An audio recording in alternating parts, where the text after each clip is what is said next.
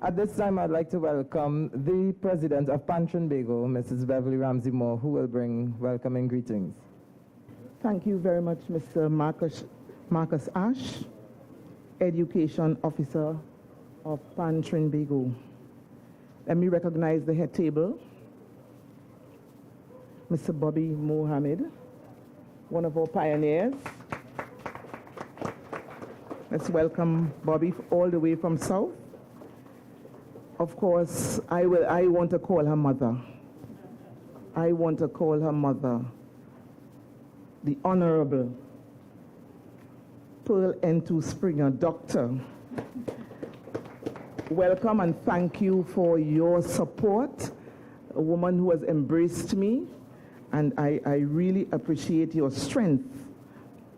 I also want to recognize Chief Aji Gunwa, OJME, members of the Trinbago Executive, members of the Regional Executive, members of the Steelpan fraternity, and all of you young people from the various youth organizations represented here this evening. Let me welcome all of you on behalf of the Central Executive. Also the media. Let me thank all of you for coming.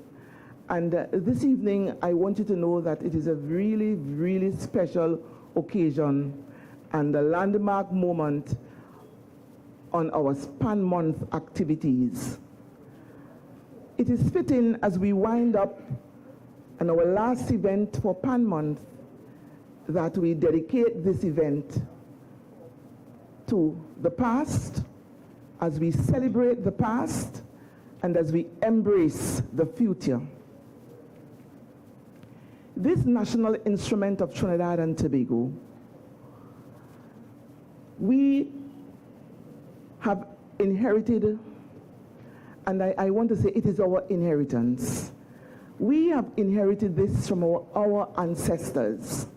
We know the struggle. I will not go into it because the various speakers will go into it. But this evening, it was fitting that Trinbago set aside some time to give gratitude or to pay gratitude or to show gratitude to the gift that we have received here in Trinidad and Tobago and the gift that we are now sharing with the entire world. So we want to say thanks. And we want to thank all of you, band leaders, pan players, all the supporters who have been given their time and their talent to ensure that the Steelpan in Trinidad and Tobago is recognized. It is ours. Let us cherish it. So this is a serious meeting. This is a serious meeting that we have gathered here for this evening. So I want you to concentrate, young ones. I want you to listen carefully. I hope you've walked with your notebooks and your pens, because it is important that you learn about the history of this instrument, where it came from. And so without any further ado, let me just leave it right here, because I want the elders to share with you. And I know at the end of it all, we will all leave here very happy that we would have learned. And as we embrace the future, as I've mentioned before, the future and the development of the industry of pan, I want to tell you that pan is in safe hands. You have a brand new executive, and our vision for the national instrument is all about prosperity. And I know that with the blessings that we have received today, The way forward looks very good. So Trinidad and Tobago, let us move forward. Let us all come together, because united we stand and divided we fall. Thank you very much, ladies and gentlemen. Our first speaker this evening, she was referred to as Mama earlier. In 2004, she would have been the recipient of the Vanguard Classic Award from the National Drama Association of Trinidad and Tobago, the NDAT. In 1996, she would have been the recipient of the Hummingbird Silver Medal. She's a well-known cultural activist. Ladies and gentlemen, I present to you Dr. Pearl Eintou Springer. My father was a drum. He came out of the forests of West Africa. My mother was Tamboo. She came out of West Africa too.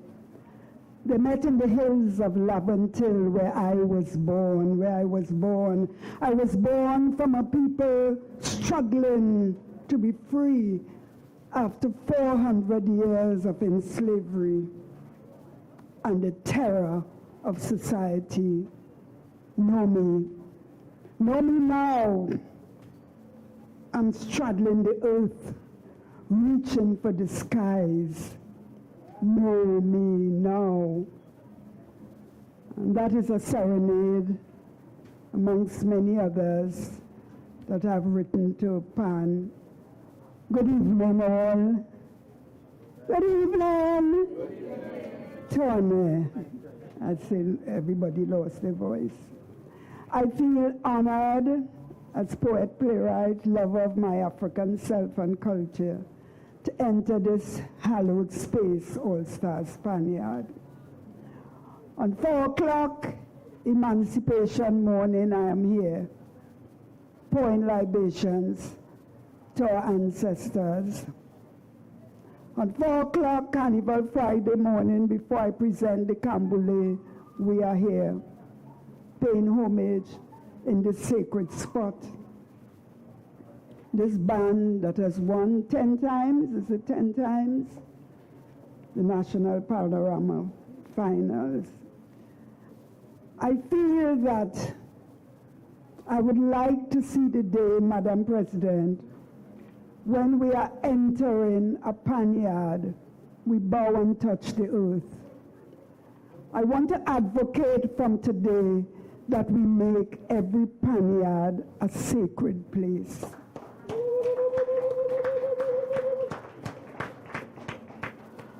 When we did the libation earlier, I talked about Ogun, and in the African, the Yoruba cosmology, he is the god of iron and steel, all metal. He's the father of creativity. He's the owner of the house of money. And he has given us this gift. So, he's a great warrior. We have protection. We have wealth. We have heights of cultural excellence. What more do we want? What more do we want? As the president said, we have been gifted this instrument by our ancestors. In 1884, when the drum was formally banned, and when there was a slew of legislation coming down from that time even into the 1920s to suppress every vestige of African and Indian culture, because in 1884 there were the Hussey riots as well. In 1884, in 1884, the drum was banned. And as a response to the banning of the drum, we went into our deeper selves. We took the Tamboo bamboo, and that is also represented in West Africa. And out of that milieu, by the 1930s, I'm seeing a poem on the pan here.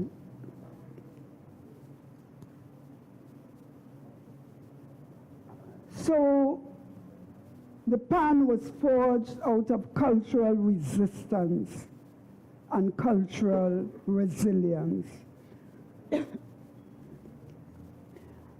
There is an instrument called the agogo, used in the spirituality of the Yoruba people, that is used in the veneration of the creator god Obatala. He's the one who created dry land. And I feel that in our genetic memory, we drew on that. A lot has been written about the links between African spirituality and the nurturing of the Steelpan. I don't need to go into it now, but it is very well documented. Stenfeld, who has written one of the best books on pan, talks about it. Fido Blake's book talk about it. J.D. Elder, he talks about it. And then there is a wonderful paper by our brother Roy Gibbons that talks,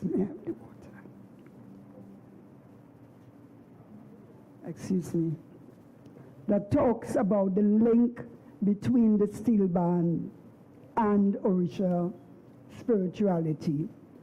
We have to remember that this entire area here, Laventille, Mova, East Port of Spain, was once known as Yoruba Town or Yoruba Village. Oba will tell you a lot about that. In 1807, when the trade in African ancestors was abolished, a lot of people, a lot of our ancestors from Nigeria, Yoruba people, were brought here. They came as indentured laborers, not enslaved African, about 6,000 of them. And they peopled this area. And out of their spirituality evolved a lot of the matrix of popular cultural forms that define Trinidad and Tobago. And that is why Laventille is such an important place in the creative process of the African. It is my belief that we are experiencing a lot of problems in the African community. I'm pleased to see so many of our young people here. I think that in my argument that this place must be a sacred place, there are several things that must happen. Excuse me. I've tried to write them down so that my old brain will remember. We need to advocate for pan to be taught in schools, but not just pan, the instrument, the history of pan, the struggles of pan, the roots of pan, and the very real possibilities that in learning about this gift from our ancestors, we can inspire the self-love, the sense of self, the positive knowledge of our history that is so absent from the curriculum. We need to fight for that. We need for our children and all the children of this land to have a positive view of the African presence in Trinidad and Tobago. Why haven't we named the streets in honor of our great pan men and women? We are struggling to even get a name change for Kwame Ture. We are struggling to even get the Treasury building where the Emancipation Proclamation was read. We are struggling to have a plaque. People blame our children. People say our children do not take advantage of the opportunities. But I work with them. And if you do not feel a sense of entitlement and belonging in a society, even the opportunities that are given to you, you will not take. Our children need to see positive representations of themselves everywhere.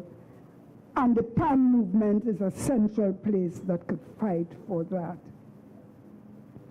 And if we recognize the PAN yard as a sacred space, then clearly nothing negative should happen there.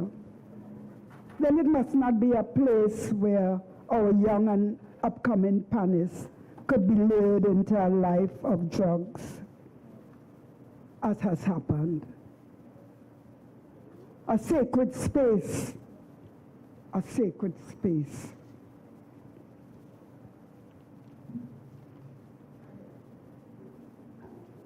Every PAN yard, I feel, should have a kind of shrine to the memories of the pioneers of PAN.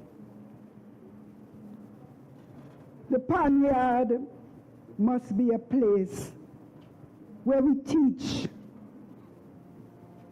about our cultural resistance and resilience.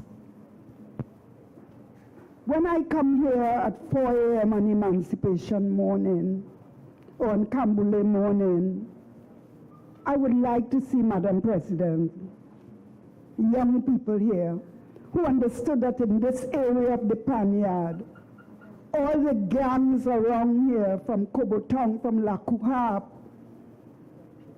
came together to fight a common enemy.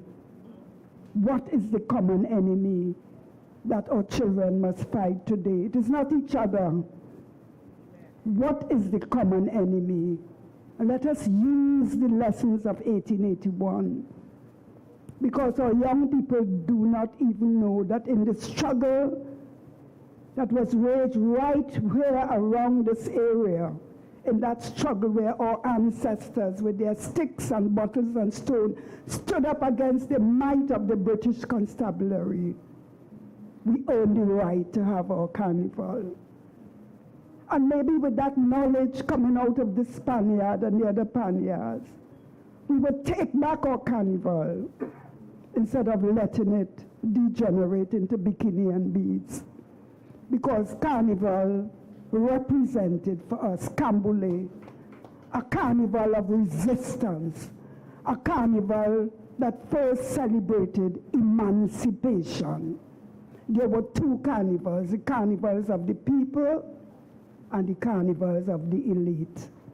I'm seeing more and more coming back the same thing, because I'm now seeing certain bands where ropes are around the people and so on, just as it was in 1881.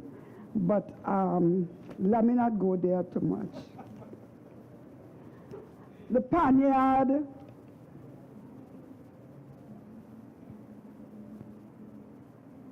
must be regarded as a place of teaching.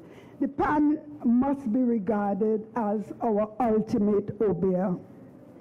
And I say that without fear and favor, that word that we are so afraid of. And let me talk a little bit about that word obeah. Obeah, that word comes from the Akan people, Obiya. That was their spirituality.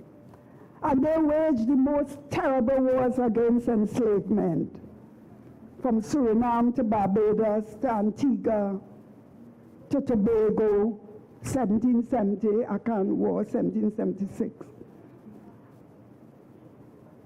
to Jamaica, to Suriname. The Akan, from whose people the Obeah came, he was one of those bookmen who went to Haiti and was instrumental in the revolution. you have an enemy who are oppressing you, and you have something that could make you fight and win him, you think that enemy will like it? I didn't want to talk too long, but I have found in my research poems where the enslavers were terrified of these people with their obeah. Because when they went into battle, they went with the belief in their ancestors and their God, and their cry was conquer or die. And they conquered. So all African spirituality was lumped together in this word, obeah, and it was outlawed 1868 anti-obeah legislation. And that legislation, because of activism, was removed only in the year 2000. And I believe that Pan is our ultimate obeah, because in it lies the power for material wealth, for spiritual connection to the land from which we were uprooted. And I am not saying that everybody should convert to African spirituality, but everybody must have respect and honor the spirituality of the ancestors, because it is through that spirituality that you link yourself with the very earth on which you walk. And if you believed in Maile, Mother Earth, as our brother pray, you wouldn't pollute the place. You wouldn't feel that you have dominion over the earth. But you will learn that when you coexist with the earth in harmony, that is your role. So, a lot of things. You mustn't ask poet to talk into this. Talk long. So, I feel if there's anything I leave with you, I want to say that Pan must be a sacred space, every Panyard. That Pan is our ultimate obeah. And one last thing, this Panyard must become a place for manhood training, teaching our young men responsibility, respect for women. Because if it were not the baddest bad man, if the woman whose legs she passes had closed them, he would be dead. So we need to let our Panyards be a place for manhood training, for teaching responsibility, respect for women, family, and our young girls too, so that they be exposed to the true nurturing values of womanhood as expressed in Oshun, as I talked about earlier. So, I'm a poet, that's what I do. So I will end with a little piece. I want to say, as I talked about the obeah of the Akan people, that the Anansi stories that survive, Anansi is the god of wisdom of the Akan people who practice obeah. And you notice on the face of the pan is a spider web. So we have Ogun's warriorhood, Ogun's wealth, Ogun's creativity, and Anansi wisdom.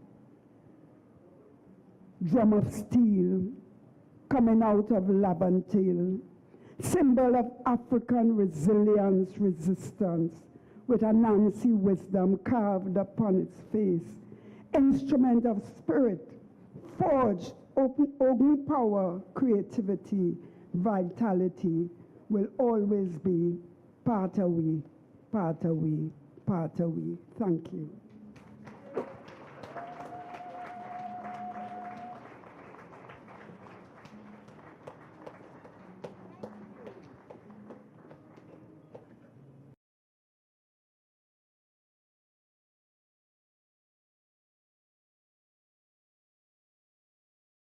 Our next speaker that we have here this evening comes from the Southland. In 1961, he founded the Guinness Cavalier Steel Orchestra, winning Panorama in 1965 and then again in 1967, still to this day being the youngest arranger to ever win a Panorama in the large category there.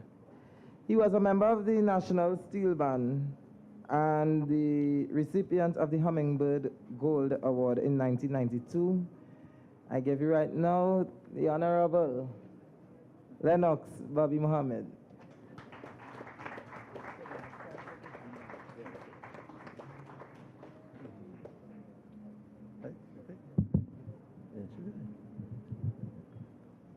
Well, good afternoon, everybody. It's a pleasure to be here, and it's nice to be invited to come and speak after so many years of doing different things. You know, every time they call you feel happy to come and say something.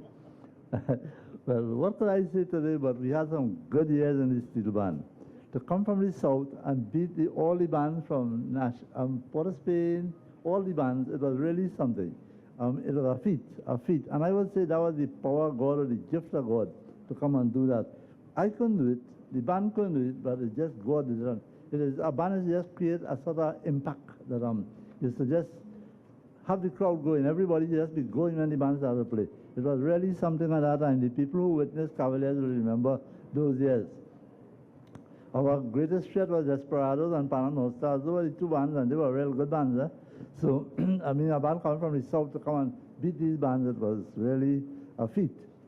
I thank God for the privilege He gave me to do that and to play music and to do these things. Because from small I used to play the piano, you know, and always liked the steel band. I used to listen to it. And when I did get involved with Gondoliers Steel Band, we were about 15, 16 teenagers then. It was nice, you know. And then Cavaliers formed out of Gondoliers. Gondoliers finished, and Cavaliers came and formed, and then we started to win. Praise God for the privilege. Well, everybody here, I sure, have done some good feats in their life. I sure everybody has done something that they are happy about or they are proud about. And they are thankful to God for what He allowed them to do. So, I mean, I don't have much to say, you know. All I know is, I mean, we have records out, you know. We had 45, we started making 45, we made LPs. We had a lot of popular ones. We won panoramas, you know, festival. We came real high in the festival. All the competitions we did well, and also we used to play out a lot and all that. So it was some good years, I would say. It was a nice, exciting life, I should say, just going and playing out and so on. We even traveled, well, the band traveled abroad, but I got sick. I couldn't travel with the band much. I traveled a little bit, but I went to Tobago and so on, you know. And to say, yeah, but to say, go all about, I didn't go abroad too, you know, but not as much as the band, you know. The band went out plenty, because Mr. Amral Khan, who took the band over, he was the travel agent, as you know, and he had the travel service, so he went and made arrangements for us to travel abroad. And then we went a good many times. And like I said, I went a few times, but I thank God. Every privilege He gave me in life, I have to thank Him. We must always thank Him, because everything He does in our life, we have to be so thankful for it, you know. Always so thankful for what He does. So with that, I feel happy. I'm grateful to be here, thankful to be here. I hope I'll meet some of the people here. I may not know the names of all the people, but later on meet them. And I praise God and I thank God for the privilege.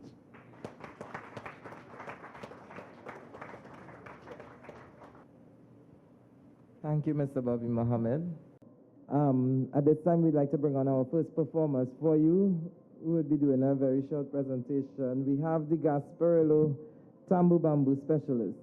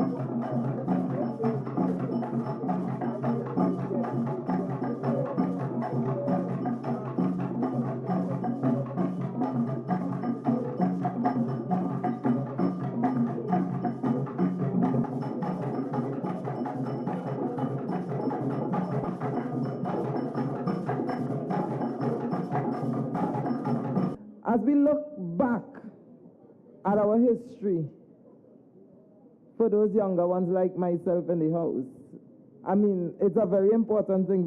We saw the Tamboo Bamboo. We started with the African drum. We would have heard about the history. And I'll tell you something about the history. Sometimes you don't understand or you don't accept things as you get it one time. I'll give you a quick example before we move on to the next performer. The first time I met Dr. Springer would have been in 2004.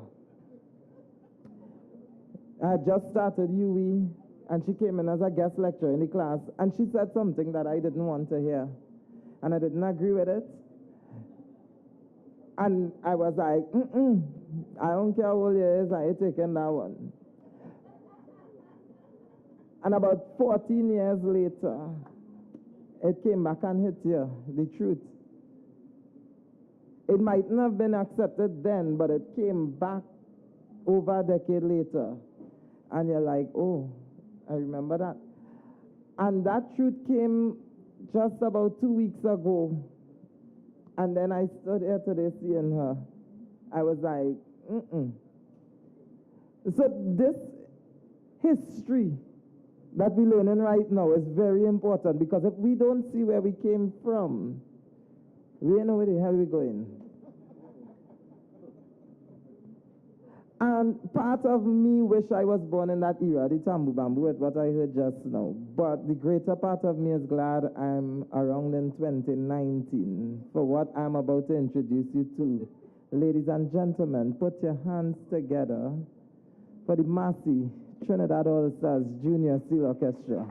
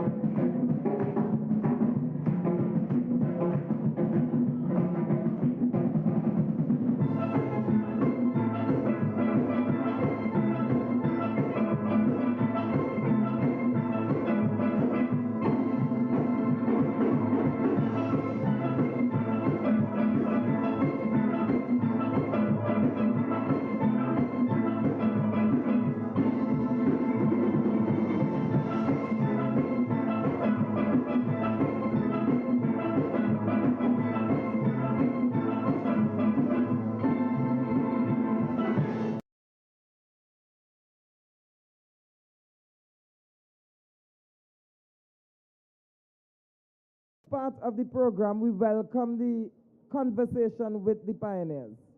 There are people, you heard the presentation, and we take questions, comments, anything that you would have to direct to any one of them on the table. We welcome your questions now. In particular, I'm not saying that we only want to hear from the young people, but we encourage the youth to come forward with your questions, but all are welcome, young and young at heart. Here Eintou, as part of your Cambule production, there are some warrior women represented. And I saw in the display that Success Laventille have, they mentioned the women in Pan. And because of the contribution of women, the Pan fraternity was transformed. Could you share with us some of those warrior women ancestors here Eintou? Well, I am not qualified to speak on the warrior women of Pan. In particular, I would leave the president to talk about that. But, you know, our women, earlier on when we did the libation, I talked about Oshun, who in the tradition is the mother of beauty and grace and nurturing, but she's also the fiercest warrior. And our women have had to combine those two elements of themselves, especially in the wake of enslavement, where in a very real way our men were robbed of their manhood because they could not protect or provide for their women and children. And I think we need to look at the genesis of the damage to relationships in families and the trauma resulting from enslavement, which has never really been dealt with, where we continue to see difficult relationships between our men and women. But there are examples of the strength of our women throughout history in Trinidad and Tobago. For instance, in 1823, when they passed something called the Amelioration Act to make enslavement easier for our women, they passed a law that said that you could no longer beat the woman. And the governor wrote a letter, to the Home Secretary. In my own words, I'm saying, he said, oh God, oh, don't let me have to stop beating the damn woman. They're terrible enough already, especially with their mouth. So if we can't beat them, how we can control them? So they used to go all by the courthouse and so, and behave bad. The Jamettes raise up their clothes, curse the magistrate and the police and all of that. You know, in declaring themselves, we have the baby doll masquerade, for instance. I think it was in 1877 when they tried to pass a law that would force the men, the Bakra, as they call them, the French Creole men, who would come into the barricades and breed the young black women. And the mayor at the time tried to pass a law that would force them to pay child support. And the Archbishop of Port of Spain, I don't remember his name at the time, said, no, I'm not agreeing to that law. You want to expose my decent married parishioners. So it's there documented in the law. So our response to that was the women with their white dollies went into the crowd's carnival time and molested and harassed the white men, saying, give me my child money.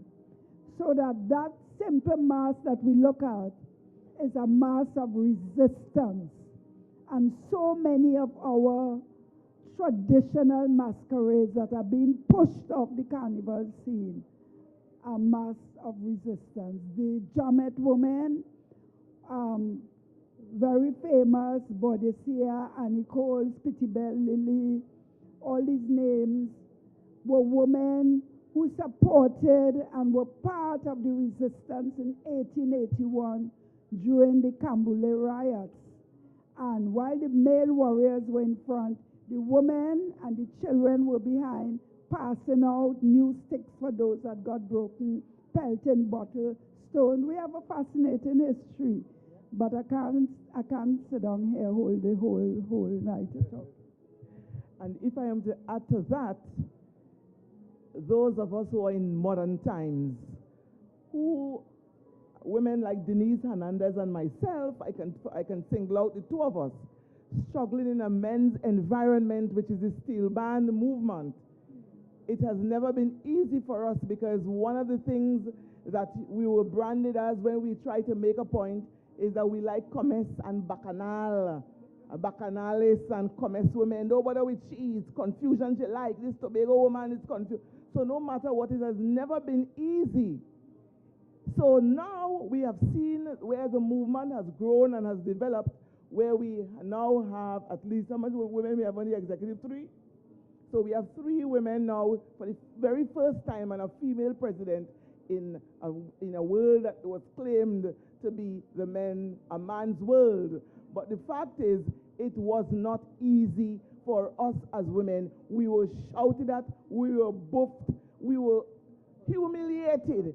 It was personal and it has not been easy for us as women. But today, the movement has come a long way, and now you have the first female leader in the steel band movement. And I must say that we need to give her all the support. We need to know when to behave like a queen and when to behave like a jamet. Pleasant good evening, everyone. I represent the BP Renegades Youth Steel Orchestra. My name is Emmanuel Joseph, and special good evening to the panel. My question is, the statement was made that the Panyard should be a place of teaching. How do the dilemma that we're facing right now in the Pan fraternity is that a lot of our panists are just that. Panists are not musicians, where the ability to read music and be music literate is not a skill that is learned from all the Panyards. How do we step out of the panist stage and move into the musician stage as a Pan fraternity on a whole and not just one or two Panyards? And the truth be told, not every Panyard, and this is where getting together is concerned again. You have a lot of steel bands in one area. If I'm standing at All Stars, right around the corner, we have Renegades. We have Blue Diamonds right there. We have Freelancers not too far away. I mean, from single pan to large, we have a lot of bands. But not every band is equipped with the same facilities to do the same programs. Renegades Junior Band is a band that do music literacy there. Likewise, I represent Silver Star Steel Orchestra. They do music literacy there too.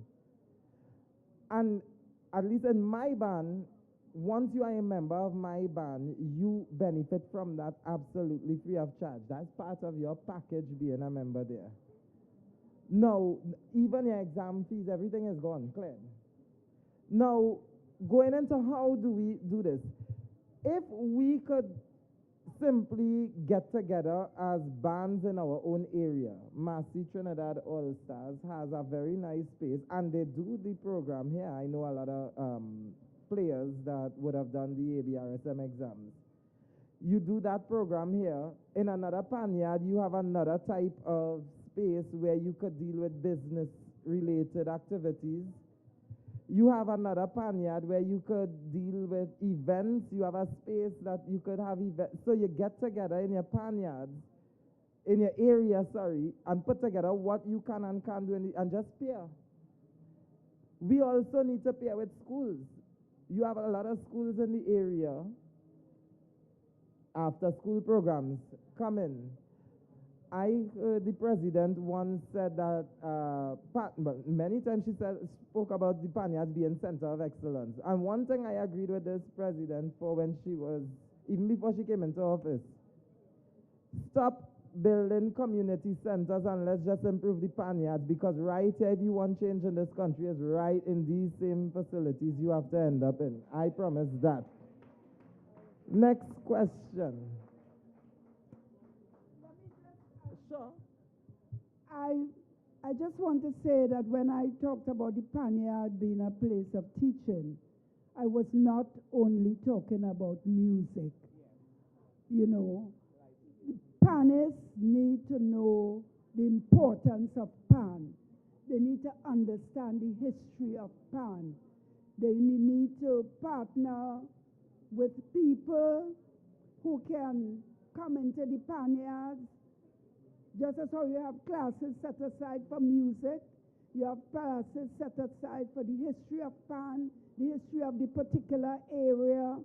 You know, if you have elders in a panyard and that elder is celebrated, you know, that elder must have a time to talk to the young people. You know, one of the most beautiful and frightening lines at the same time in all of Caribbean literature is Walcott in the Sadhu of Cuba, when he says, suppose it only have old people and no elders. Isn't that a terrifying statement? But, you know, but nobody will think about bringing Walcott into the panyard. And we have a great literary heritage, and we don't want our panists just to be able to play a pan and know nothing about his or her history, know nothing about his or her community, do not have an understanding of the cultural significance of the instrument and the role that it is. So we need to have people who must break the bonds of the cultural illiteracy that is so rampant in this country from top to bottom, because the stupidness that is here coming out in mouth at the highest level, it just drives me crazy, because it comes from the depths of cultural ignorance and illiteracy. So we have to change that. Thank you, Dr. Springer.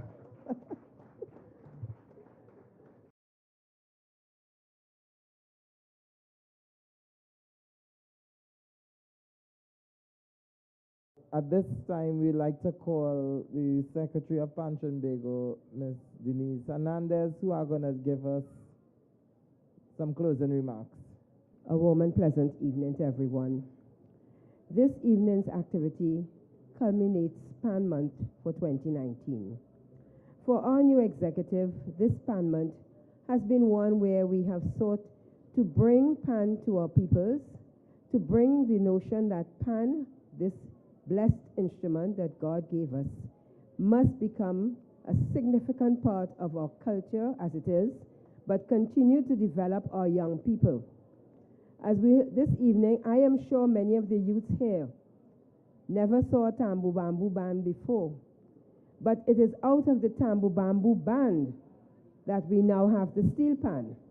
So the historical significance of what we are doing this evening is important. And as our members of our head table said, the history of our instrument is what we must now ensure that we all learn, because there is so much history to this instrument. There's so much history that we, as we continue to develop the potential of the instrument, must be aware of. And for our young people, it is for you to help carry on. Our elders like Bobby Mohammed, we have to continue to hear them, to listen to them, because when they went out, it was not easy. Today, we go out on tours and it's very much different. So the history and the significance of our instrument is important. We have given it to the world, and we want the world to appreciate it. But at the same time, we continue to develop it here so that our young people and the potential of the PAN to make our country the richest country in the world, the blessed country in the world that it is what we hope we will achieve. And I am sure many of you will agree with me that this conversation with the pioneers should be a fixture of PAN Month from now on. Thank you. Massy Trinidad All-Stars Junior Steel Orchestra, over to you.